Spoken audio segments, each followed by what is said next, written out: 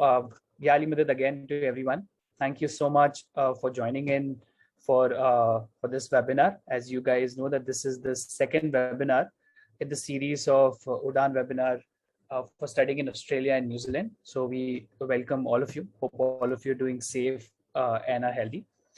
Before I introduce the speaker for today, let us be aligned on the ground rules first. So on your screen, you would see the Q&A window and the chat window. Q&A would be strictly for any questions that you would have during the session. Feel free to punch in then and we'll take those questions towards the end. It'll be on first come, first serve basis. So please put in your questions as and when a speaker presents the slides or takes you through. Chat window would be for any other issues that you're facing during this webinar. So the Q&A would be taken towards the end of the session. We'll have the session for about 45 minutes, and then we'll have the Q&A. About the recording, I think a lot of people are mentioning about that. The recording would be shared in about 2 months from now, once we have all the necessary approvals. So I would heavily recommend all of you taking notes, taking screenshots wherever required, so that this details reside with you during the course of this 2 months. Meanwhile, you get the video. Right. With that, I would like to start first with thanking the Lakhani Education Board for Australia and New Zealand for collaborating with us on this opportunity. We have 2 student testimonials during the course of the presentation, which will be interesting for all our attendees today. For the people who attended the first webinar, we had covered a lot of details and we plan to do the same today. And today's webinar would cover everything from what it is to live in ANZ, which is Australia and New Zealand, other details like cost of living, work life, how people get to the immigration aspect of it, and so on. One disclaimer at the start here, anything very specific to what it is or how can people migrate, we would not be able to take those questions during the course of this session. Because here we are to facilitate and give information and not help with immigration. So just a disclaimer to start with. With that, I would like to introduce our star speaker for today. So our star speaker is Anish Lakhani. So Anish is the national member of Social Welfare Portfolio for Australia and New Zealand Council. He manages the AKEB team within the Social Welfare Portfolio for Australia and New Zealand, which provides support to recent migrants and international students to settle in ANZ. Right. And professionally, Anish works as an IT manager and a property developer. Something that I personally want to highlight about Anish is that Anish has done his bachelor's in computer applications from Gujarat University, India, and he migrated to Australia as an international student in 2002. So a lot of things that we'd see today would come from his personal story. With that, we would like to welcome you, Anish. Thank you so much for joining in. Over to you. Thank you, Rinkesh, and Yalimadal, everyone. First of all, thank you for an opportunity to present this webinar. I might share my screen. Just let me know whether you can see it. Yes, Anish, we can see. Yes, we can see you. Excellent, thank you. So yeah, as Rinkesh has given a wonderful introduction and some vital information about the webinar, so I'm not gonna go into too much detail. He's also spoken about webinar 1, which was done by our Lakhani Education Board members, Nazim and Shehzad. And that will be available soon for the recording of it as well. So in today's webinar, what we'll be covering, it's going to be quite interesting topic, also mainly from the general knowledge about Australia and New Zealand and the lifestyle as well. So we'll be mainly covering both countries' profiles to start with, Australia and New Zealand both. Then we'll be talking about different aspects of living in Australia, like accommodation and private transport, public transport, and those key aspects of day-to-day life. Then we'll be talking about health and well-being. We'll be also talking about the cost of living, as I know many of you would be interested to know how much does it cost to live in Australia or New Zealand during the course of the study. So we'll talk about that. We'll talk about some money management and finance topics. One of the important thing I'm sure you all are interested in is how to find the jobs and what are the type of jobs available. So we'll cover that as well. We'll also talk about your work rights while studying, and we'll also talk about the skills required for the migration in ANZ and how to keep yourself up to date on these skills requirements from Australia and New Zealand. We also have settlement guides for ANZ. So we have 2 settlement guides which can be made available. So I'll let Rinkesh to talk about how to make that available to the audience. That is a very detailed guide about how and what like everything that you pretty much need to know for Australia and New Zealand. So I strongly suggest you get hands to that. We'll, as Rinkesh mentioned, we'll have a couple of student testimonials as well, and we'll open up for the Q&A after that. Along the webinar, I will be sharing quite a few tips. So if you don't have your pen and paper handy or your phone handy to take some notes, I strongly suggest please do that, because trust me, those tips will help you a long way. So I hope that meets your expectation of for the webinar for today. So we'll make a start, and I'll probably start with a disclaimer that the information that I'll be providing you, and also any other guest speakers that will be providing you, is of a general information purpose only, and it is meant to serve as a guide. Yeah. So please note that we are not migration agents or education advisors. So please take personal advice about your own individual circumstances before making any decision for yourself. Yeah. So let's get started. We'll probably start with some key facts about Australia. So just so that Australia is actually one of the largest island country in the world, as you may know. It has got 6 states and 2 mainland territories, and Australian capital is Canberra. And Shukar Mola, we have got Jamaat Khanas in most of the main cities, so like Sydney, Melbourne, Brisbane, Perth, and Adelaide. In terms of the land size, Australia is about 2.3 times larger than India, if I put it in that context. Yeah. Also, the population for Australia is about only 26 million compared to Indian population, which is 1.36 billion, right? So billion with B, yeah. And so obviously, you can imagine it's a huge country. Australia is a huge country with a very less population. My understanding is that Mumbai's population is around over 20 million people, right? And Delhi's population is around 18 million people. So if you compare to that, Australian population is only 26 million, which is and 2.3 times larger than India. So you can imagine, Australia is not a very densely populated country at all. Yeah. Australia is known for its vast land, beautiful beaches, natural beauty, wildlife, and some of the wildlife can only be found in Australia. So, for example, kangaroos are our native animals.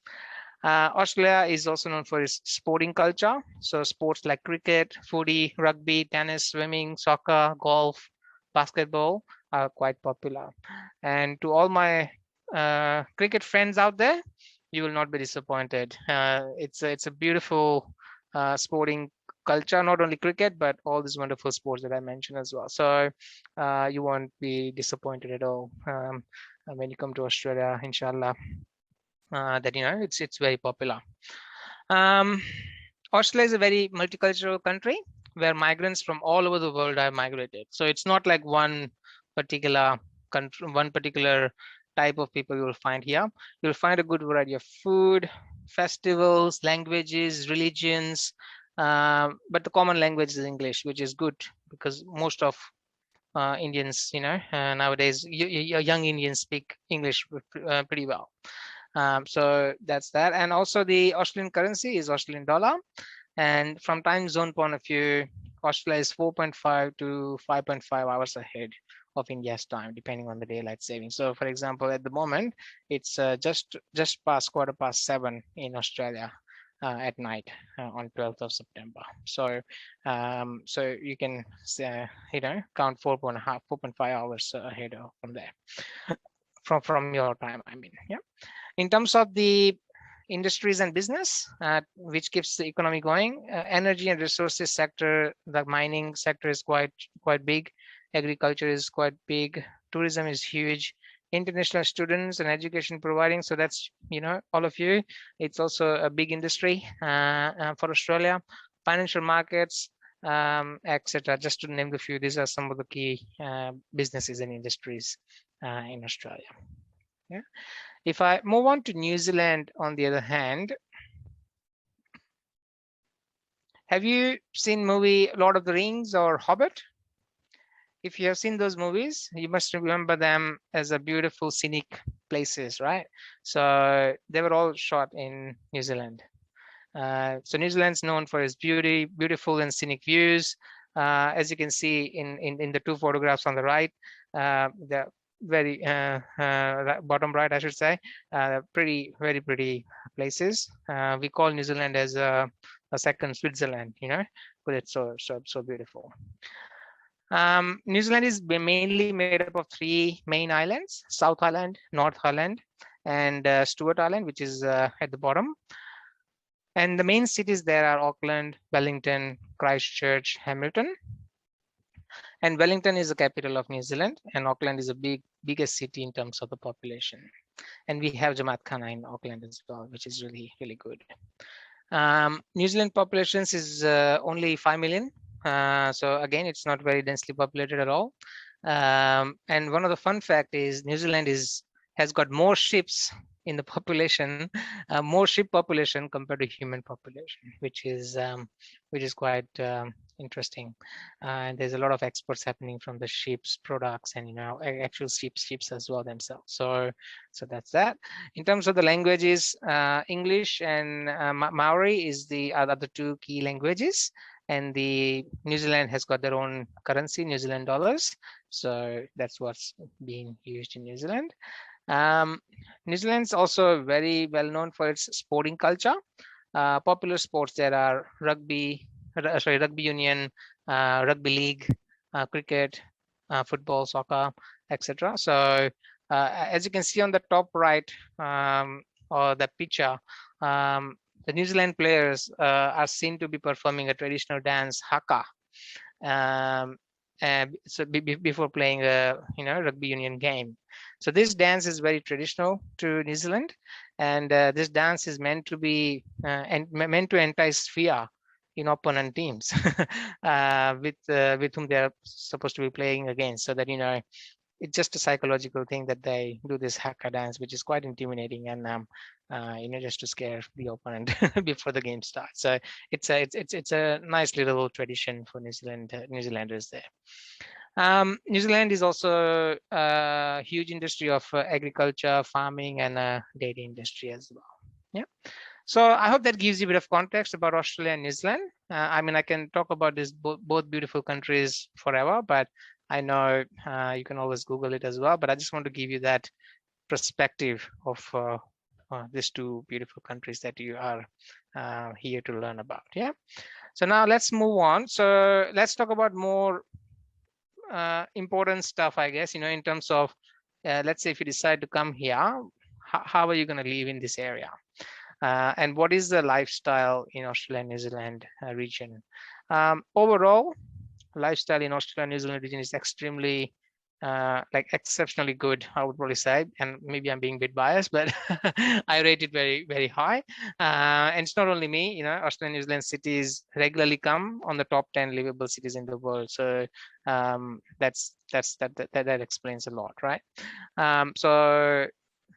In terms of accommodation, for example, there are various options to live in Australia in terms of the accommodation. So, you can rent a house, you can share a house, you can live in a hostel or a campus accommodation, rooming services. There are heaps of options available. Yeah. Excuse me.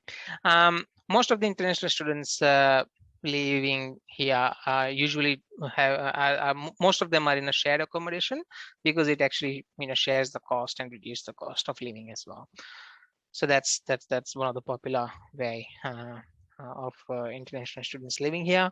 There are various ways you can find the houses. It can be via the online websites or newsletter, real estate agencies, university notice board, Facebook groups. So there are various ways to find the house, and it's pretty normal for international students to come over here and apply for the house and rent it. So that's pretty stock standard. We also have an iCare team. So as as Rinkesh mentioned at the start of the presentation during my introduction, so I'm the social welfare portfolio national member, and we have a team called iCare. So we also help students if they need any help in terms of finding the accommodation.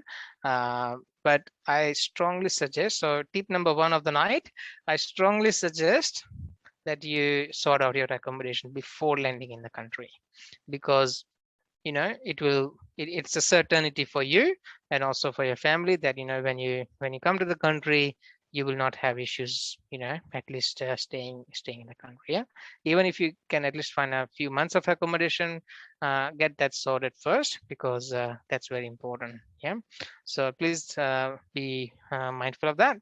In terms of the public transport, there are a number of ways of public transport to use in Australia, New Zealand. So there are buses, trains, trams, even ferries, in Sydney, for example. So that there are various ways of public transport.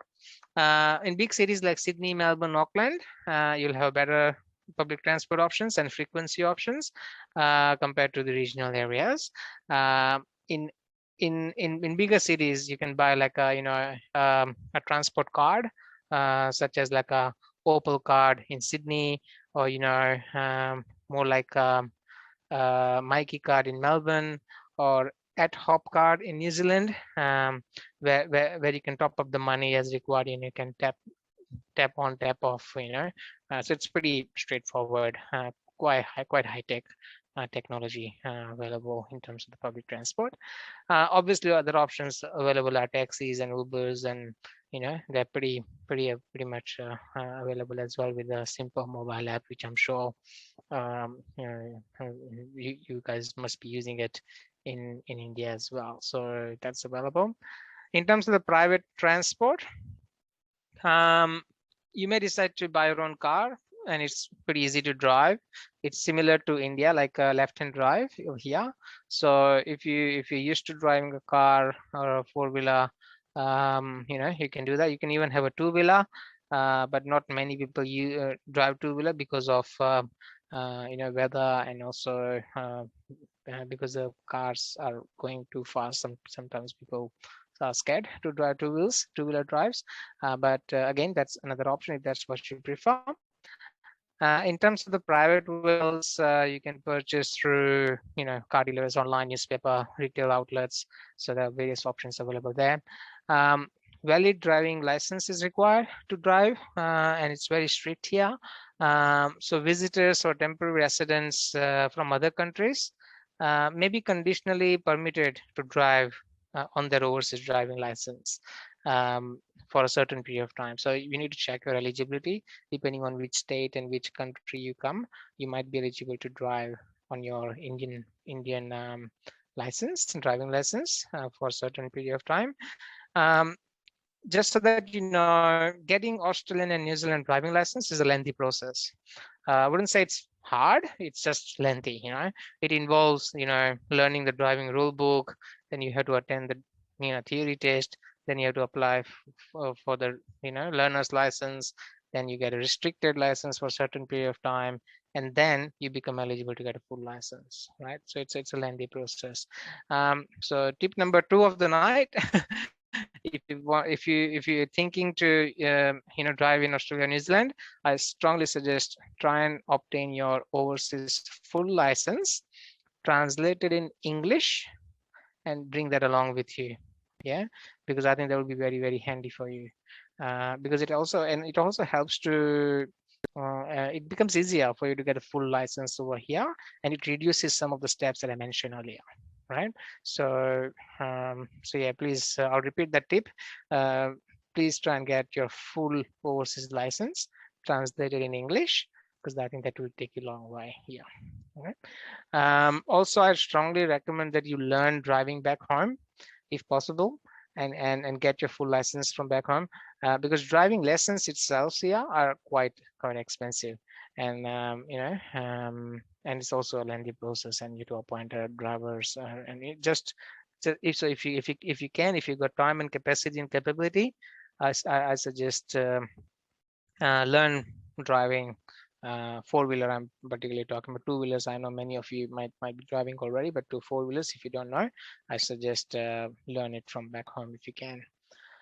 Car insurance is very important. There are two types of car insurances: third-party insurance, which is minimum recommended, and the comprehensive insurance as well. So comprehensive is also highly recommended, because if something if you get into an accident, then it also covers your car damages, but also the other person's damages as well, even the public.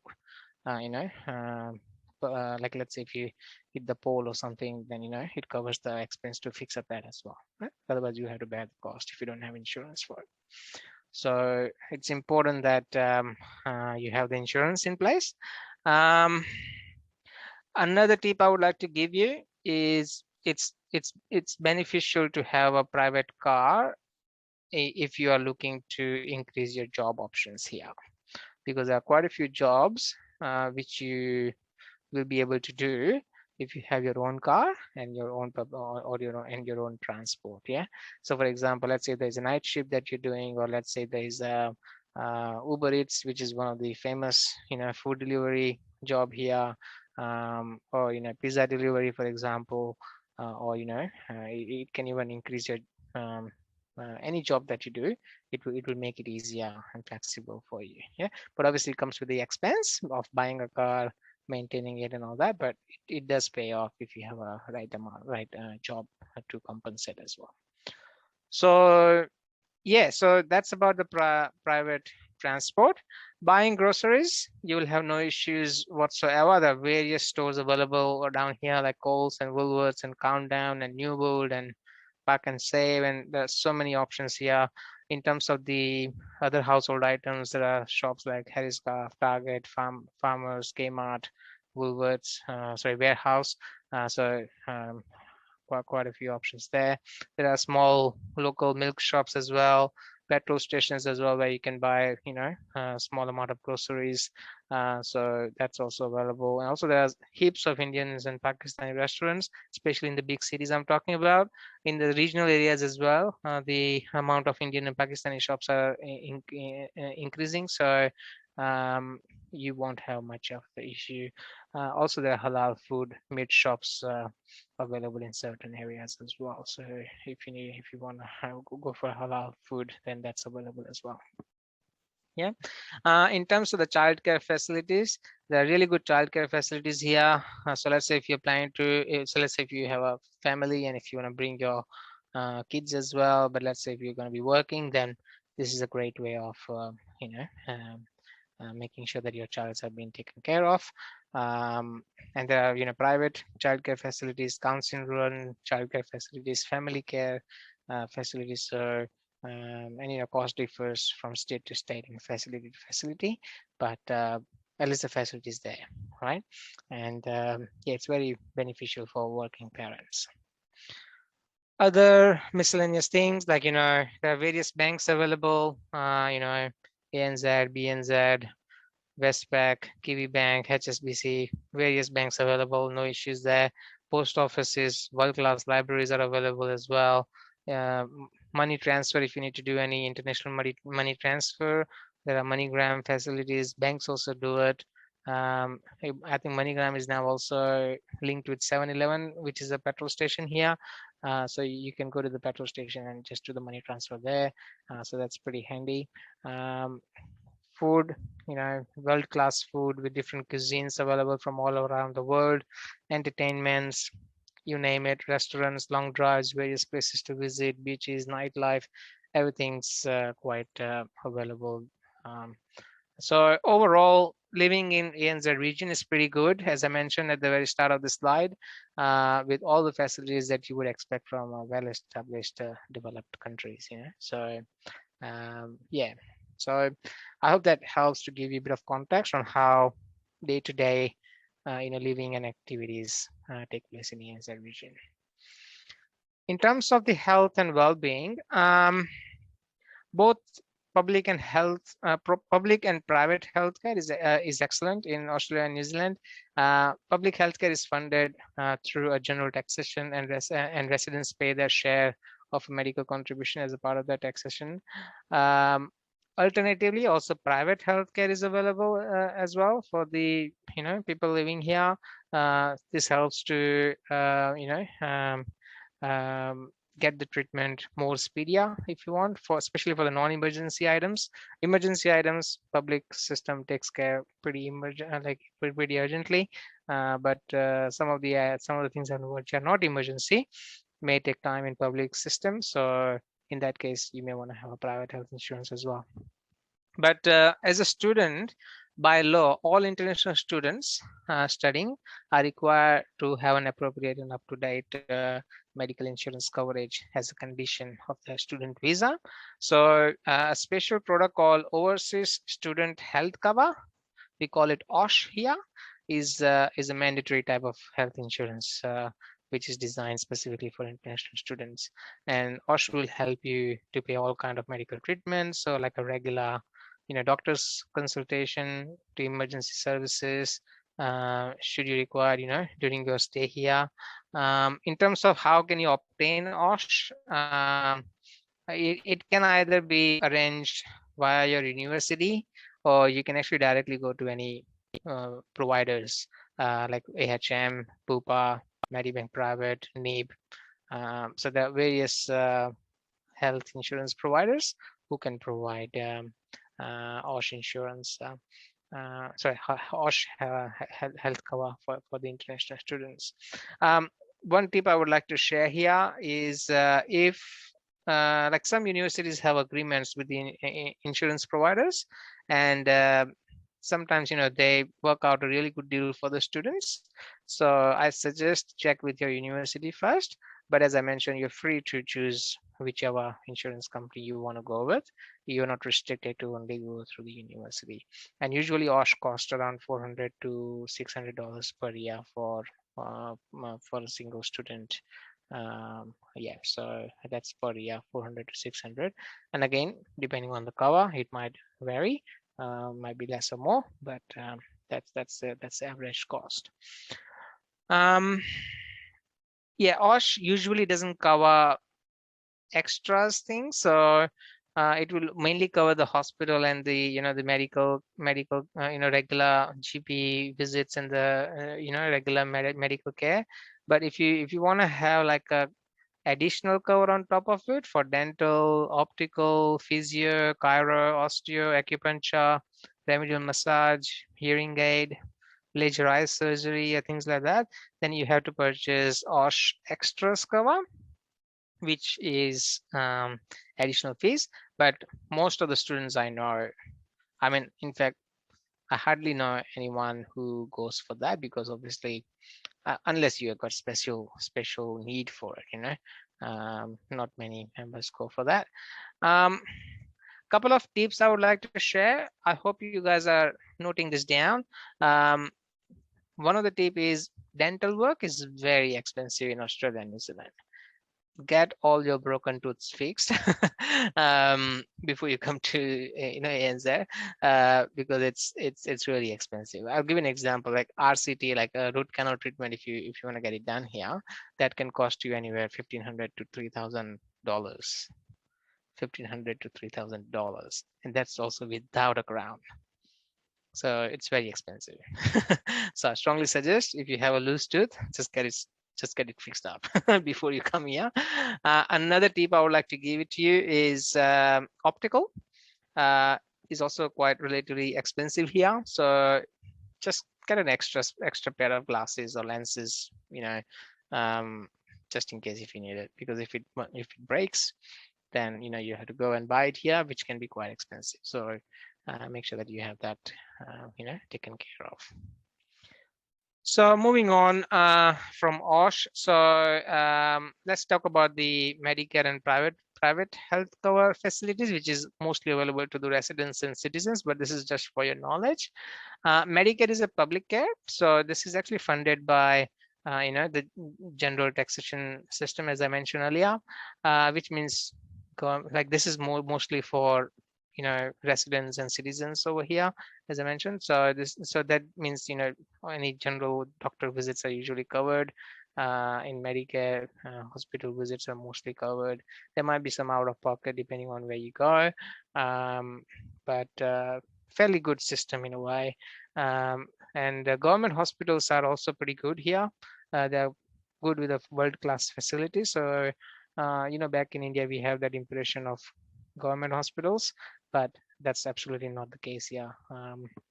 In fact, many members prefer to go to government hospitals because you get a good variety of doctors and good facility as well sometimes. So depending on what you need to get done, but both the options are there: government hospitals and private hospitals. But for private hospitals, you need to have a private health insurance, and there might be some extras as well. So the extra money on the top you have to pay for it. And there are some tax incentives for residents and citizens here to get a private health insurance. So yeah, many people have it.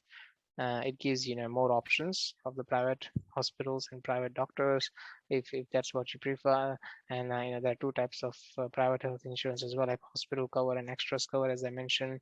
So yeah, overall, too many really good options, private, public, so it's good to have those options available. In terms of the pharmacies, no issues there, as you would expect in any developed countries.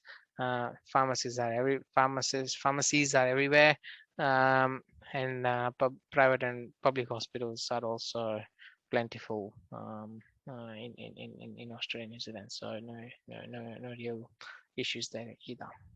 Yeah. Moving on.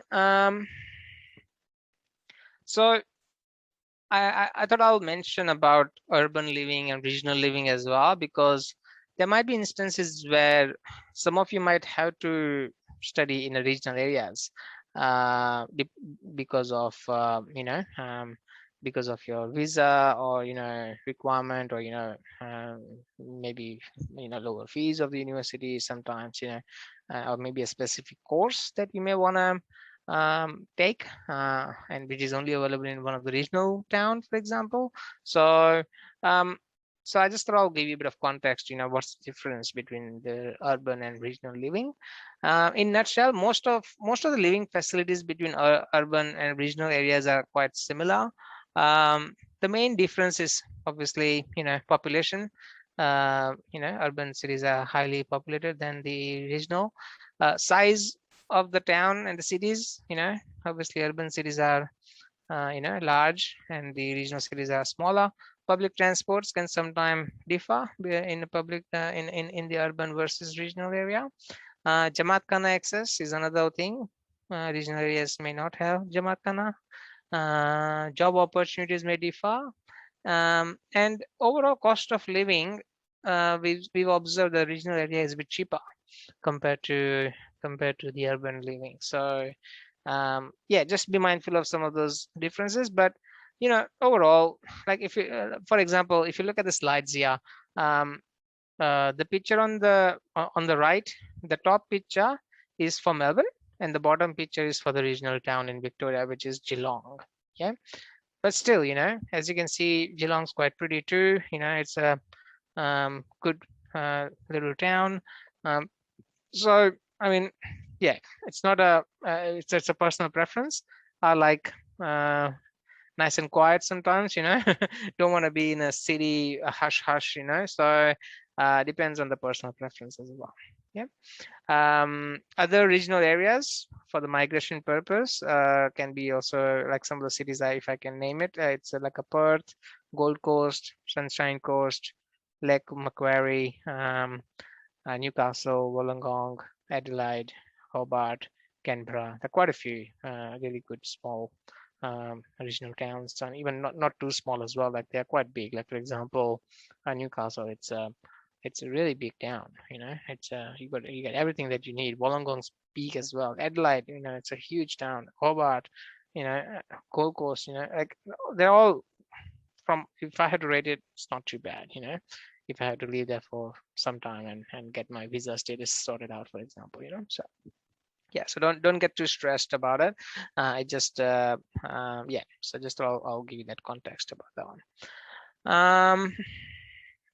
And yeah, one of the benefit sometimes, as I mentioned, I think I touched on it. Regional areas, sometimes when you're living there, you can get extra points for your migration purpose as well.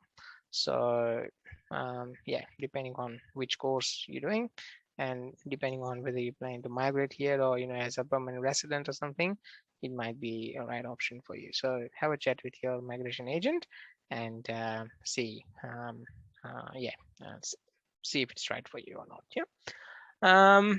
So yeah, I hope it helps to understand difference between urban and regional living. And I just thought I'll give you that context because I know quite a few students at the moment are going through that phase, just for your knowledge as well. So this is what it is. Yeah. Okay, so moving on. What do we have? Cost of living. So cost of living, again, it's a very it all depends on how lavishly you live, but I just thought I'll put it in there for your knowledge. And again, this bill information is generic only, and it all depends on the way you live, right? And yeah, cost can come down if you're sharing with other members as well. So in a nutshell, students for one person living here, you can expect a cost of around $21,041 per year. And if you have partner with you as well, then you can add on top of it about $7,000. And if you have any child coming as well, then you can add about $3,000 on top of it. Please note this doesn't include education cost or a childcare cost.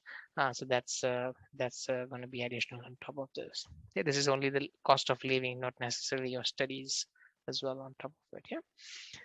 There are various accommodation options and rough indication of how much does it cost per week. So for example, shared rental can cost anywhere between $95 to $215 per week.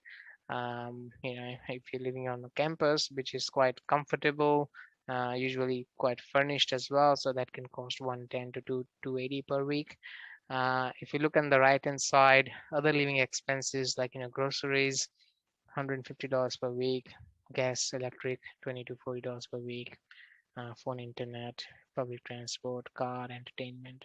So that I hope that gives you a bit of indication. So this cost is actually for Australia. I'm not sure if I mentioned that at the start.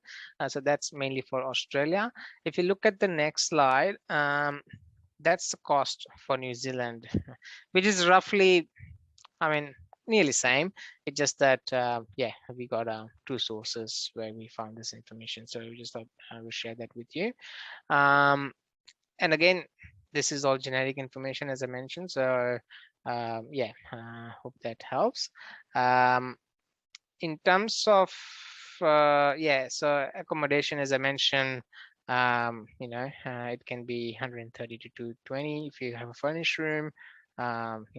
Internet, food, transport, phone, total.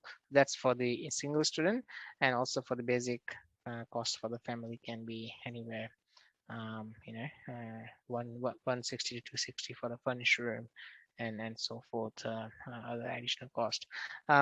Usually the cost of living in New Zealand is about 15 to 20,000 New Zealand dollars in the South Island, and about 18 to 25,000 dollars in North Island. So roughly the same to Australia, maybe a little bit cheaper. Yeah, but it's pretty much same. Yeah. Okay, so moving on. I'm not going to spend too much time on the money management. Just to give you a bit of context that, there are banks and financial institutions. We got, tax file numbers, and you apply for the tax returns every year, and you build your credit, because that helps you in the future to build a good reputation with the financial institutions. And then yeah, one thing I would like to really emphasize and really give you a very strong tip on this: please ensure you have enough funds available to support your study plus living as well.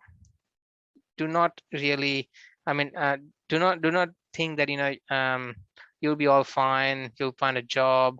And I'm not saying that you won't find a job. That's my next slide. There are ways to find a job, and you will find a job. It's just that don't just assume that, oh, I'll just cover all the expenses from there. There might be times that you might need that savings. So just make sure that you got enough funds. If you don't need to use it, awesome, great, that's a bonus for you. But please make sure that you got enough funds for studying and living. Yeah. If you go to the next slide, I'm sure that's very hot favorite. I've got 3 more slides, and then I'll hand it over to the student testimonials. So okay, it is okay. One thing I want to make it very clear. So in terms of finding a job and working in ANZ, it's quite normal in Australia and New Zealand culture to do a blue collar jobs, right? So for example, even Australian kids here, while they're growing up, when they're in schools or universities, they work in McDonald's, Hungry Jack's, KFC. It's quite normal. So don't feel like doing a blue collar job is going to make you look poor or disadvantaged. That's not the case at all. Most of the students do blue collar jobs, yeah, and that's the way it is, and that's a part of the life, right? So first thing first, the good thing is that there's a national minimum wages per hour. So for Australia, it's actually $20.33 per hour. So that's pretty good in a way, right? You get $20 per hour, and obviously you pay tax on top of it and a few other things as well. But that's a minimum wage that you can expect to get. In New Zealand, it's $20 per hour. Sorry, I've got NS there. It should be NZ. It's $20 per hour. So it's pretty good, minimum wage. As I mentioned in my previous slide, to work in Australia, then you need to get a work permit. You need to get a tax file number in Australia, and I think in New Zealand it's called Inland Revenue Department number. So once you have that, you provide that to your employer, and the employer kind of pays you using the tax file number, and they pay tax as well on your behalf before giving the money back to you, right? Yeah, so in terms of the jobs, the different types of jobs you can do, like a part-time job, casual job, which is like a shift work, and also a full-time job as well if your work permits, right? And there are various ways you can find the jobs. So there are online websites for it, like seek.com.au, seek.co.nz, jobsearch.gov.au, LinkedIn, careers.gov.new Zealand, sorry, NZ, I should say. So the various online websites where you can find the jobs. There are other means as well, like a newspaper, recruitment agencies, walk-ins, word of mouth. So there are various ways you can find the jobs. Other ways as well, like university job boards can be a good one. Facebook group. You can also decide to drive a taxi, for example, or an Uber, just for having that flexibility. So there are various ways and various types of jobs available out here. You can actually, one really good tip I would like to give you. If you want to do a freelancing work, there are various websites like Airtasker, or a freelancing website like a www.freelancer.com.au/jobs. So there are various jobs available there as well. And I know there are quite a few Ismaili students who do that. And like, for example, if you're in IT, small projects, if you want to get it done, and or things like you want to tuition the small kids, or teach them a musical instrument, or provide a cricket coaching if you're a cricket fan like me. So there are various ways you can actually put yourself out there and do the job that way. From the institutional support point of view as well, there are various, like as I mentioned, iCare is one of the way we can help with you tips and tricks on how to find the job. So when you're ready, feel free to reach out and we can guide you as well. AKEB has also got Career Horizon programs and the Job Ready service, which is like a one-on-one session which can help you to refine your CV, LinkedIn profile, prepare for the interviews. Because when you're in a new culture, you may not know what to say, what not to say. So it's going to be very important to tap into that service from AKEB for ANZ. I mean, so yeah, so we can help you that way as well. Yeah, so feel free to reach out when you're here, hopefully, inshallah, and if you need us, then we can help you guide through it as well. Okay. Moving on. Work permits. So again, below information is mainly for the guide only. Please double check your visa conditions because it's quite messy, the conditions and all that. So also you can check it official migration websites as well. So once you get a visa, right, like once you get a work permits, like usually primary applicants who are like the students are usually allowed to work 20 hours per week during the semester, and during the semester break you're allowed to work full time. So that's usually the case, but as I said, just check your visa conditions because there might be something special in there. And the secondary applicants, like for example spouse or the children of the primary applicant who are eligible, if they're eligible to work, then usually they are allowed to work unlimited hours. But again, please check visa conditions because every visas are different. Yeah. Okay. One really important thing I really want to share with you as well is about how to identify what skills are required for migration in ANZ, right? So Australia and New Zealand are very good in analyzing what skills they need and what skills they need in their country for a specific point in time. They can find, so this can be found on the website. So you can simply do a Google search, like skills in demand in Australia for immigration, or skills in demand in New Zealand for immigration, and you'll find some really good official websites. I pointed out a couple of websites here on my slide, which can be a really good source as well. So if your skills are in demand, it can benefit you, and you can apply for the residency as well. But please keep in mind that unfortunately this list keeps changing, right? So for example, you might see it today, and let's say IT might be in a demand, or accounting might be in a demand, or construction might be in a demand. By the time you finish your course, this list might have changed. So just keep an eye on this list and just make sure that your course is going to be eligible for your residency when the time comes. Yeah.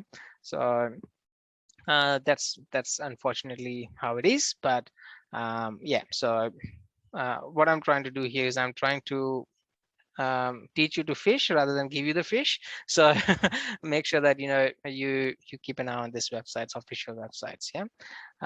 So yeah, it's important that you think strategically, think long term, and select the course of the study which hopefully is available for the residency purpose when the time comes for you to apply for residency. Yeah, so that's where you can find, or like this couple of websites, you can find all the information regarding the skills required for in Australia and New Zealand.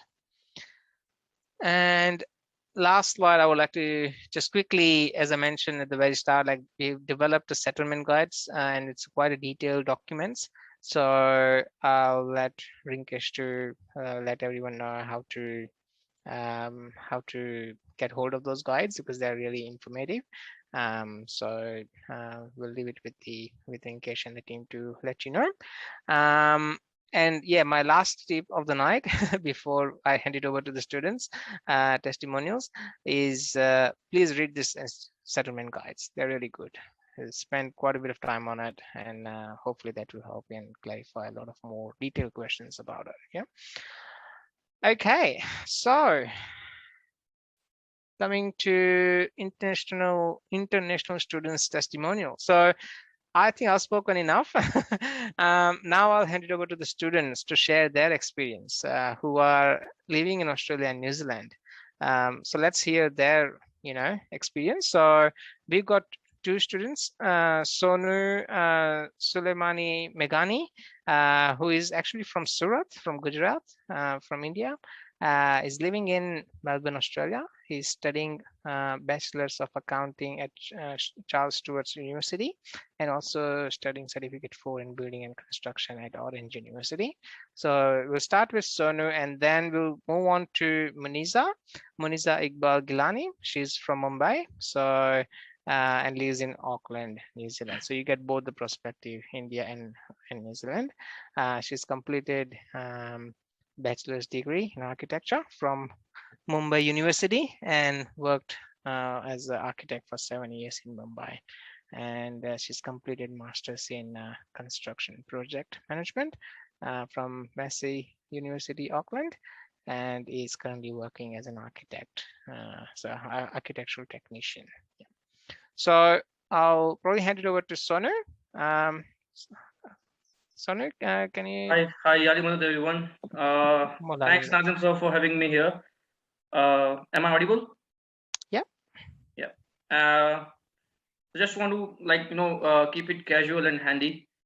So when you come over here, your first experience is this is just a whole new country with a whole new system of working, different people, different language, not different language, different type of English, I can say.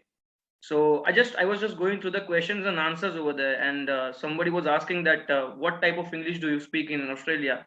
It's like British English or American English, yeah. So Australian English is totally different.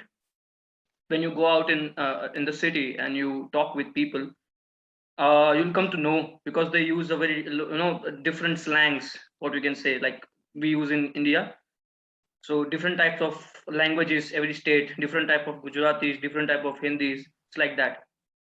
And as Anish discussed everything, so many things to keep in mind when you come over here.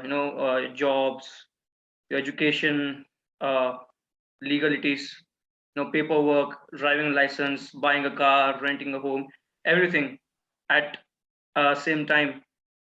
But one thing what we need to remember is networking. When you come over here, don't be an introvert. No, start doing networking, because when I came over here, I started my job as a pizza delivery boy, and then after working for two years over there, I got a job in the education department, and I'm working as an admin in real estate office as well in Melbourne. So that doesn't mean that you're not, like, you're doing bachelor's over here or not qualified for that. But if your networking is good, you talk with people, you know you have to do some unpaid jobs as well to get into the profession. It's not like just go and start working in a restaurant and just working over there for 2 years, 3 years, and so on. So networking is the key. Talk with people. Sometimes you make mistakes, but learn from them. And it will take time, because this is a different country, different land. You have to make yourself, make your identity. It takes time. But with that, also have a look on how to be a permanent resident over here, because that's everything matters. If you make this much big network and then you don't get the residency, it's all waste.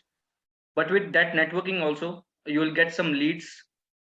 People will tell you that going to this profession, if you are lucky, then you can find a sponsorship as well after you complete your studies from a company, and you can apply for your residency.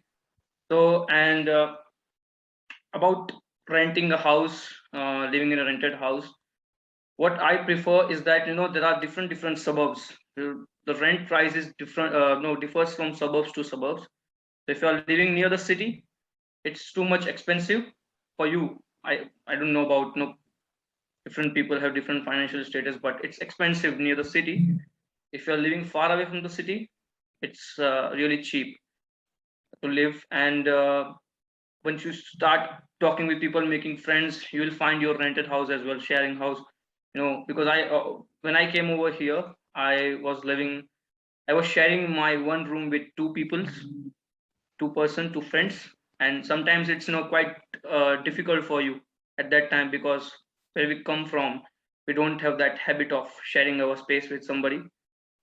But then you get a job like that, and I can just spend $100-200 more and can find your own space as well. Universities also provide accommodations, but that's also quite expensive. So as Anish sir told, just sort it out your accommodations before you come to the country. And yes, you get support from the communities as well, because when we were in the lockdown over here, when we started lockdown, that period, Jamaat Khanas used to call us and ask us if we are well and good, we're doing good, and that's really helpful for you morally. That's good if somebody is asking you over the phone that if everything is going all right. So yes, it's a good country. A little bit of struggle and hard work, but you need some tolerance and patience, and just go on. That's all. Thank you, everybody. Thank you, Sonu. Really appreciate your thoughts. I totally echo Sonu's sentiments there, and totally agree with what he's just mentioned. Muniza, do you want to share your testimony? Muniza, you're on mute. Yeah. Sure. Do you want to share your testimony? Yes. Over to you. Yalimudat everyone, and thank you for the AKEB team for giving me the opportunity. So to start with, I started my process in September 2018 for the February intake. It took around like 3 to 4 months to get the application and the process sorted. So it is better to start the process a little early, so you get enough time to sort your applications and visa process done. I had done the process via consultant in order to expedite the process, because I was quite late to apply for colleges and visa. So it was really helpful. My first priority was to study in Canada, but then I found out that there is a 1 year course, and you get only 1 year, like 1 year postgraduate course, and you get only 1 year work visa there. So New Zealand was offering like 1 year post study work visa, a 1 year post study course, and 3 years work visa. So my priority was to study for 1 year, and then work there for to get the experience. So New Zealand, my consultant actually told me that there's a opportunity in New Zealand, so you can opt there. And it is better to research about the scope in terms of job availability, and also check the PR requirement if possible before applying for any of the courses. It is better to get a level 8 course or level 9, that is postgraduate diploma in any field, or a master's degree. So that will help you in your PR process as well. You can connect to international students on Facebook for accommodation, to get the rented apartment. And I live near the university, so for easy commute by public transport. And it is better to get your driver's license sorted. So it is easier for you to convert your license here to get a full driver's license, because most of the job there's a requirement that you should have your full driver's license. So it is better to get your full driver's license from India, or to so you can obviously convert that into your full drivers in the country. Regarding universities, professors are quite supportive. You will have to keep rapport, as Sonu also said, that you have to keep networking with people, because that is very important to get proper, find good job for yourself. And self-study is very important here. So that will help you grow in your field. Regarding the job, you'll get 20 hours a week. So I used to work in KFC while I was studying, and it like you can at least remove your accommodation and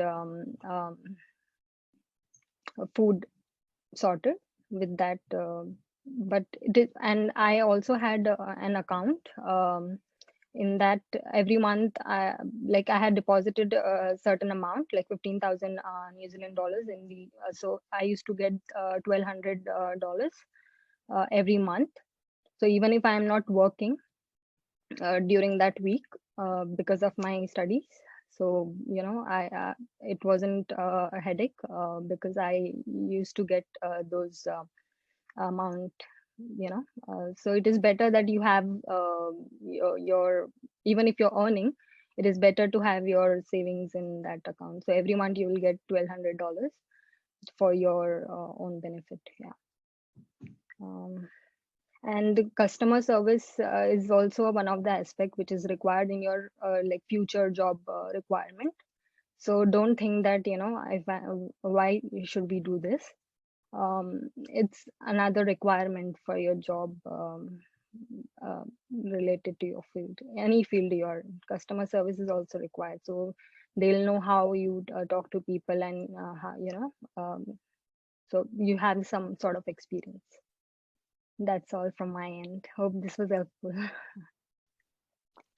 Thank you, Manisha. I think that was really helpful. It's always good to hear from the students because people like me can just talk, but I think it's good to know the ground reality as well. So no, thank you, and I totally agree. Like one of the things that I probably forgot to mention in my presentation, but you covered it. It's always good to have that funds for the rainy days, because you're right. Like sometimes you may wanna take a break because obviously you're Yeah, here for because studies. for 6 months, I was quite focused on because this was new and I was starting my studies like after a long span, after 5 years. So I wasn't sure I'll be able to cope up with that. So for first 6 months, I did not do much hours. I only worked for 10 hours and I was more focused on my studies and assignments. Then from July onwards, I started the 20 hours job. So Excellent. yeah. Thank you so much, Manisa. All And thank you, Sonu, as well. So before I hand over to Rinkesh for Q&A, I'll just quickly remind everyone that there's a third webinar also scheduled for 3rd of October. That's interesting, isn't it? Third webinar, 3rd October. So hopefully you won't forget. And it's at 2:30 IST. So please log into that as well. That's more about the panel discussion with the experts in the various fields. So please take a benefit of that as well. So Rinkesh, I'll hand it over to you for Q&A. Yes, great. Thank you so much, Anish, and thank you so much, Sonu and Munisa for that session. I think a lot of insights comes from personal story, from how every job is respected out there. While in India, we look at it a different perspective, but out there, everything is valued, from money management to how one should carry themselves in a foreign country. So thank you so much for that introduction and deep dive as well. I'm sure this will resonate with the participants today. While in the Q&A part, we have a few questions. Maybe I can start with one and take the easy ones later. So the first one, so Anish, I'll direct it to you, and then you can call in respective folks who can answer that. I think one question is around Canadian studies and Australian studies. Somebody looks like is evaluating two countries, like what Munisa had done. And they're also mentioning about how the best universities are in the US and in Canada. So it looks like a comparison has been asked as to which is the best for the future. Of course, the question is quite general, but is there any feedback you would give to somebody who's evaluating these three countries for their future education, US, Canada, and Australia? Oh, without a doubt, Australia and New Zealand universities are the best. No, I'm just kidding. I'm just being biased there. See, it's a very difficult question, and the reason why I'm saying that is because it's more personal as well. Like like if there are a particular type of course that you're looking for, which is available only in a certain countries, then that's a no-brainer. But if you're having a particular type of course that you want to do in and there are multiple options, then obviously this decision is more around you're thinking it like 10 years 20 years in, like future as well. Like, so when you start studying in a particular country, you think about, okay, am I going to get enough jobs? Is there going to be a lot of competition in that particular country? Am I gonna be able to live there? Are all these wonderful facilities that I spoke about is available in those countries? How's the weather? Sometimes that clicks to the people, right? Is it snow there all the time, or is it actually beautiful, nice sunny weather? So and also it's more around, is your other family members, where are they? And because that sometimes triggers the decision as well. So in terms of the education standard, I can't necessarily give a comment. As I said, I'm not the education advisor. You and your education advisor are the best placed in terms of evaluating the course material, like course structure that you're trying to decide for. So I feel like I'm not in the right position to tell you which one is better or not without seeing the course material. But even if, but because you are the field expert in that area, I strongly suggest that have that guidance from somebody who's well known in that particular field, and assess both the courses. Because sometimes I think Moniza mentioned in her testimony that her decision was originally she was thinking to go to Canada, but then she decided to go to New Zealand because of the course that she was looking for, the length of the course and things like that, right? So you have to evaluate that. And Moniza, do you want to maybe add something here, because it seems like you've been through that process?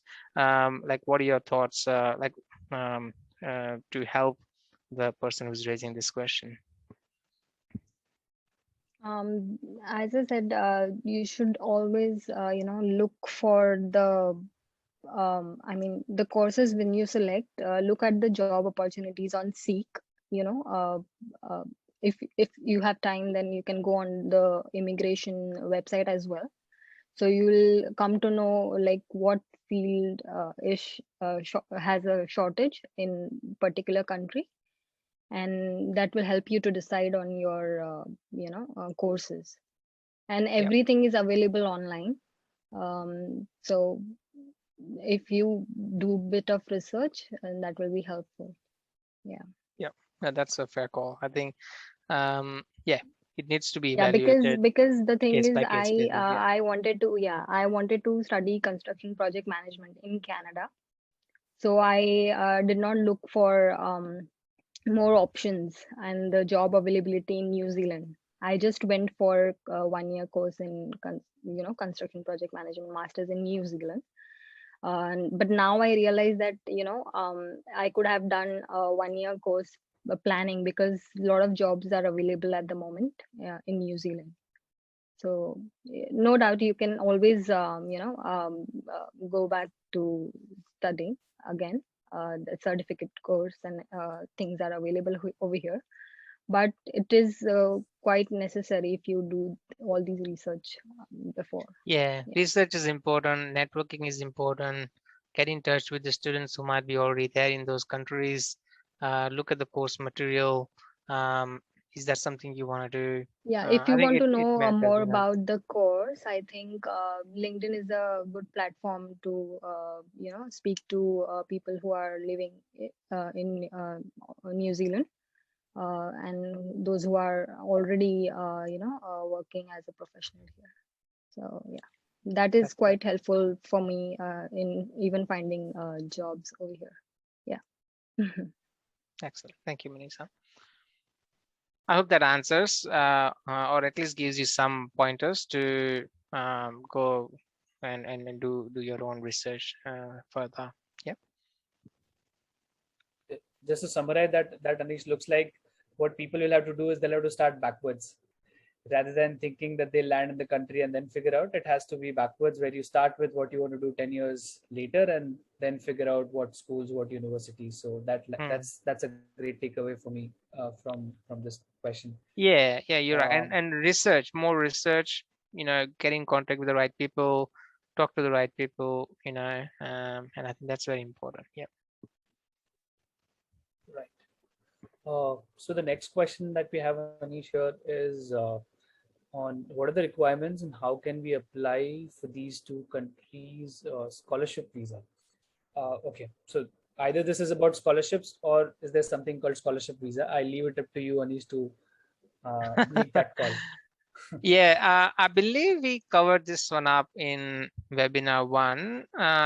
Is that right, Nazim? Might actually hand this over to Nazim if that's okay. Yeah, sure. So yeah, we did cover this in the first webinar. All that we provided a list of all the potential links that you could go through and get access to the various scholarship opportunities that are there in both Australia and New Zealand. If you missed out the first webinar, maybe just reach out to the help desk, the Udan help desk, and they can potentially provide you with those resources. Just to add one thing to the previous question as well, where we were talking about the rankings of universities. I'm assuming that person was looking at the QS rankings of the universities, which show that, US and America and US, Canada and UK are ranked in the top 10. And, why should we come to Australia and New Zealand? I think you shouldn't, besides the points that Anish and Muniz have already given, I think also important to look at the faculty rankings as well. And I think, the information that was given about job opportunities as well, they're definitely things to consider as well. Another factor to sort of think about is how those rankings are determined. If you have a look, they're very much a crude measure of the way in which the rankings are determined. So it's something to be mindful of as well. So I wouldn't necessarily take that as the only source or decision-making process to sort of make a call as to which university, which country to go to. So yeah. Excellent. Thanks, Nazim. Thanks, Nazim, sir, for that. I think the next question also something that would be relevant to what we conducted in the first webinar. This is more to do with somebody who's currently in India, but looks like is an Afghan national. The query that he has raised is that if at all he wants to apply a study in Australia and New Zealand, with respect to verifying the education documents, in case there are some discrepancies there, how would the universities in Australia and New Zealand treat that? What is the mode that they use to verify somebody's documents, or is there a website they can go to read more about what documents are accepted and what are not? Nazim, you want to cover that? Yeah, sure. I think we spoke about the tertiary application process, and each institution has their own sort of way of applying. They will be able to verify the documents for you. I'm a little confused as to what you mean by are the documents not legitimate? Like, what is the go? If you've got formal qualifications from any institution, the university will be able to sort of verify and cross-check and sort of say that you're good to go and you can be accepted into our institution. I'm reading between the lines, Nazim. It might be because of the situation in Afghanistan at the moment that may not be able to get hold of all those documentations.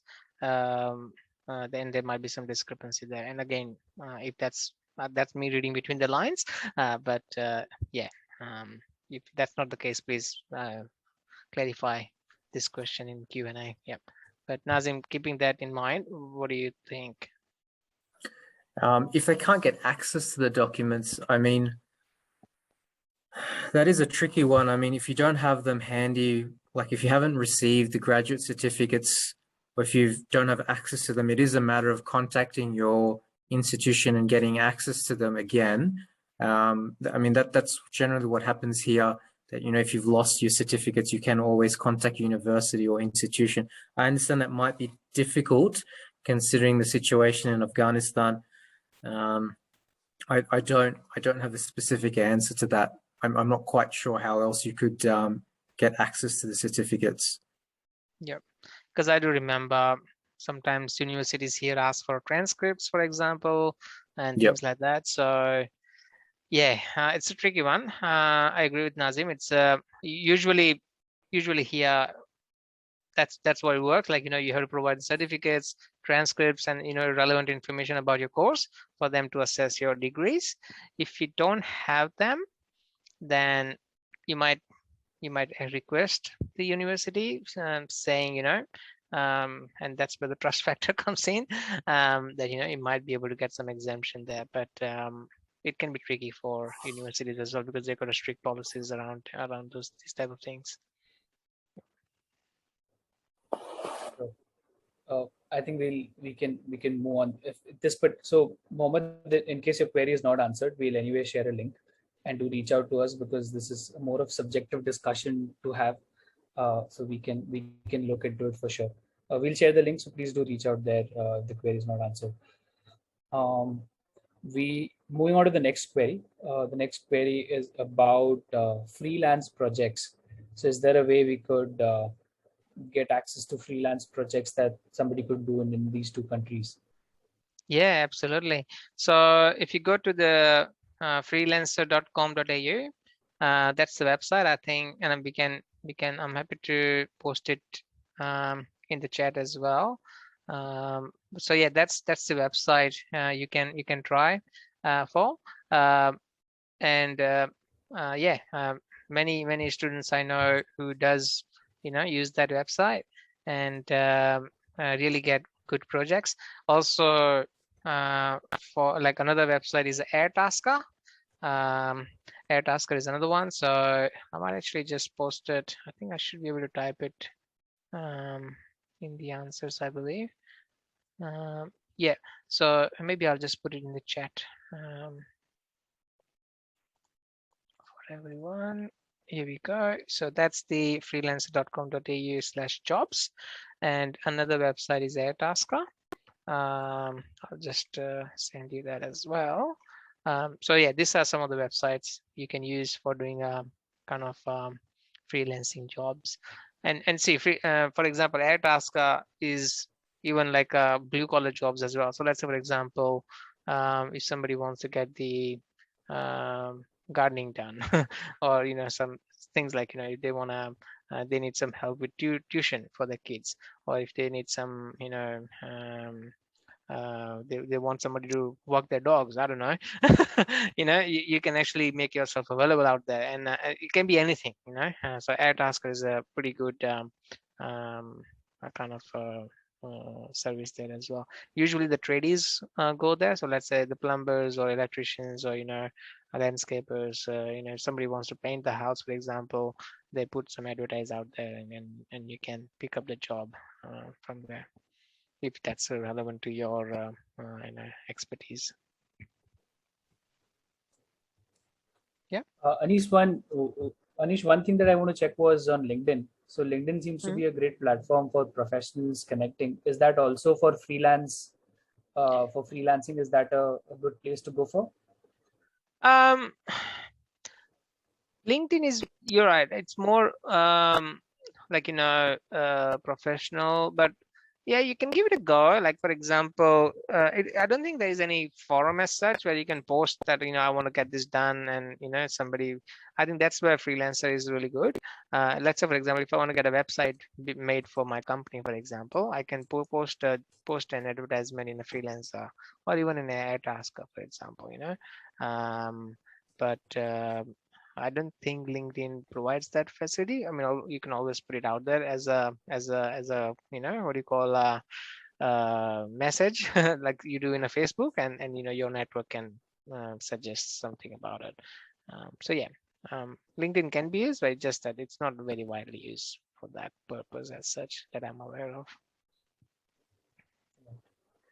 Right. Got it. Moving on, maybe I'll take the easier question now because taken the tough ones. The easier question is how many Jamaat Khanas are there in ANZ? Sure. So we got 7 Jamaat Khanas in ANZ. So I'm happy to send the list of Jamaat Khanas in the chat message, just so that everybody has it.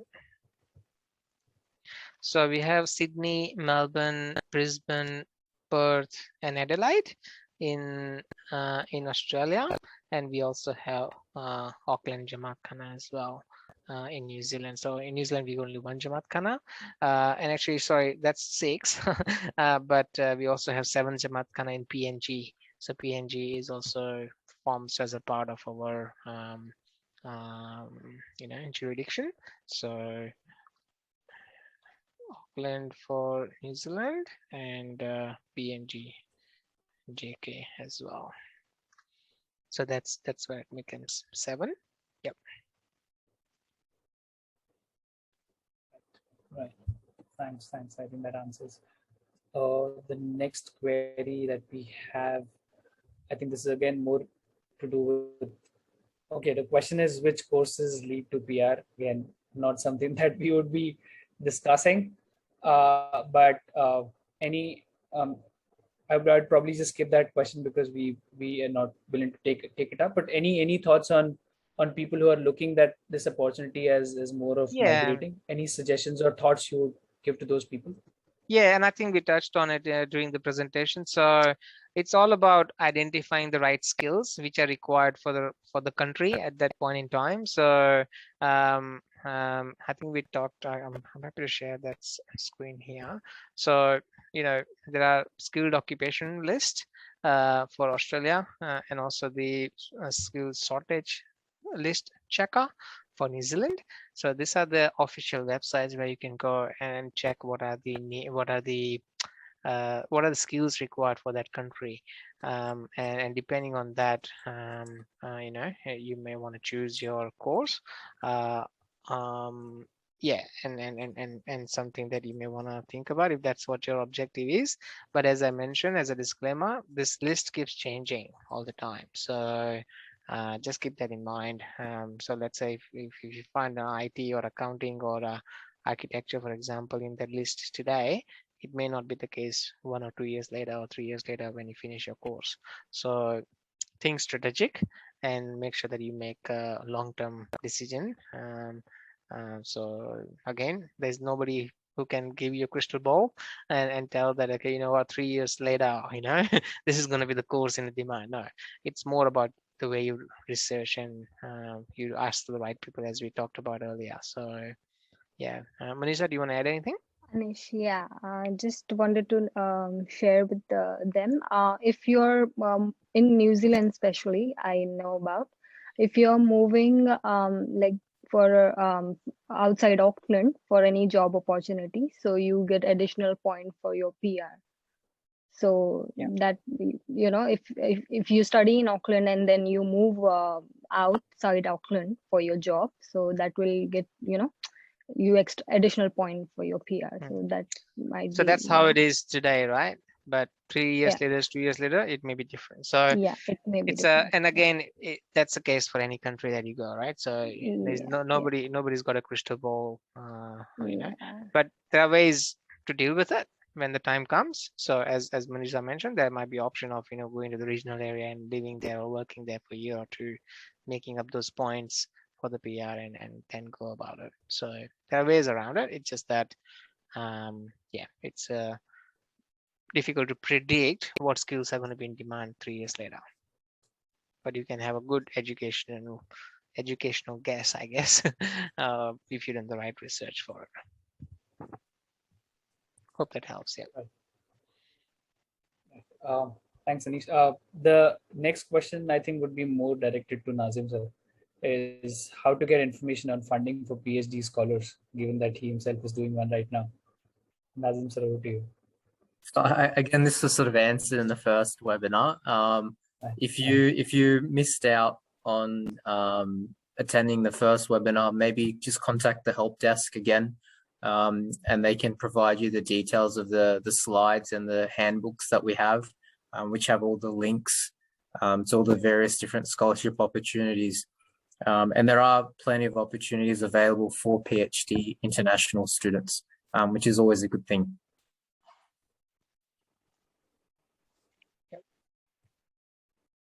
Right.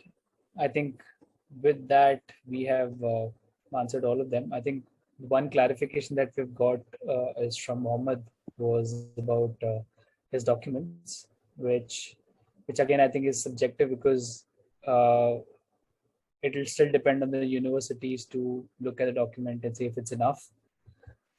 Maybe we'll have to take it offline. So we'll probably reach out to Mohammed and understand this more rather than taking the time now. So Mohammed, yeah, I can see his question, sorry, as well. I totally agree with you.